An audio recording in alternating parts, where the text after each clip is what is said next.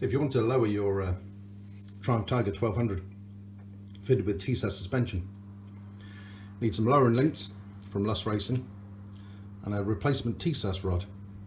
This is the original Triumph rod. The Lust Racing rod comes with a screw thread because it's adjustable, and you get a little instruction manual with it of how to fit them. It suggests you do the rear end first and then do the front forks, drop the front forks, which is an integral part of lowering your Triumph Tiger 1200. This video is not a video on how to actually do it. It's really things to take into account when you're having it done or doing it yourself. At the end of the day, if you can use a spanner and you're happy with your mechanical skills, yeah, go ahead and do it, whatever. As long as you have right torque settings and you're confident and you can easily do it. It's a job that a competent motorcycle mechanic would only take 30 to 45 minutes for. So it's not much labour to pay someone to do it. If you haven't got the torque wrench, you can't be bothered to look up the torque values, yeah, you just want someone to do it for you, it's quite handy. So the key to this whole lowering link set is this adjustment rod from Lust Racing. Get this wrong and the thing's a nightmare. What you have to do is, as I say, make this 6mm shorter than the factory one and make that your starting point. You can see there's adjustment nuts on there, and see what your suspension is like. In the Lust Racing manual they suggest, I'll take the cover off the position sensor, marking where the TSAS actuator is, or feedback device is, against the body.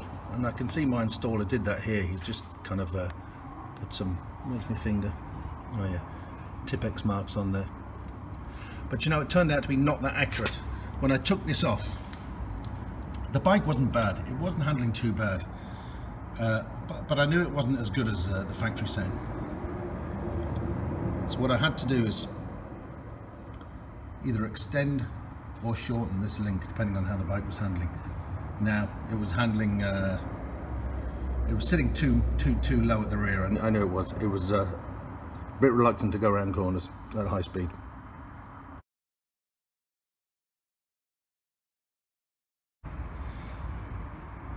Now if you find your bike steering too slowly, just increase the length of this rod ever so slightly. So you can see the adjusters here. Just increase it 0.5 millimeter at a time, or 1/4 of a turn, or even 1/2 a turn at a time. Small adjustments here make a big difference to the ride height, because this sensor is so far up on the swing arm.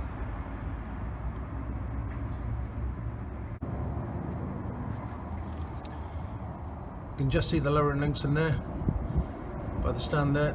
Those Lust Racings, there's one either side. Quite straightforward to fit. As I say, I didn't do it myself, but quite straightforward to fit if you want to do it yourself. Just have your torque settings available and grease up those linkages before you put them back together.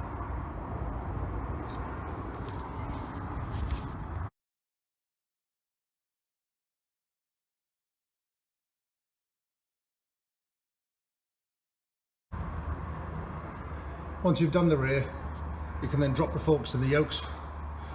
So you need to release these either side. Release the clamp either side, top and bottom. Lust Racing suggests you do one at a time. I got an independent motorcycle dealer to do it for me. I was happy to pay someone to do it for me. But it was a great improvement, and I got my 20mm lower ride height. But the handling wasn't back to stock. I didn't feel it wasn't bad, but not perfect. So I ended up adjusting my TSAS rod at the back there, as I say, 0.5 mil at a time, and I actually got to the 6mm, and it was actually perfect. It was back to stock handling. So that's the key, getting that TSAS rod right. You might take a picture of where the fork tube is in the yokes, just as a reference before you start. And if I'd give one piece of advice, I'd say have your tyre pressures properly inflated and take your bike out for a run. Get a feeling for how the bike handles in completely stock format. So you're taking that out as a variable. So in summary, I'm really happy with my Lust Racing lowering kit.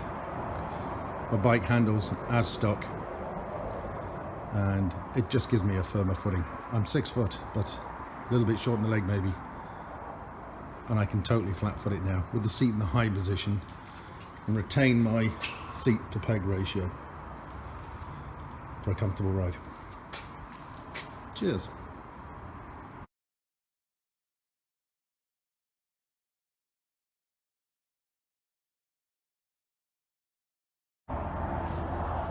And as you can see, I haven't had to adjust the side stand. There's still enough lean on there to use that normally. I think twice if I was using the 40mm lowering kit. In fact, I don't think I would use the 40mm lowering kit.